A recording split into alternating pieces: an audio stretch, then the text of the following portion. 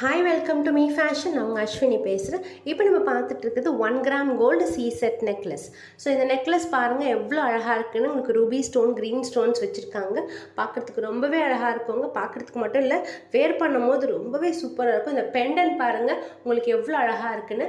So நீங்கள் வந்து traditional வேர்லாம் use பண்ணும்போது ஒரு சூப்பரான நெக்லஸாக உங்களுக்கு இருக்கும் இது. ஸோ இது ஒன்று போட்டாலே போதுங்க. மேரேஜ் ஃபங்க்ஷன்ஸ்க்குலாம் வந்து ரொம்பவே அழகாக இருக்கும்.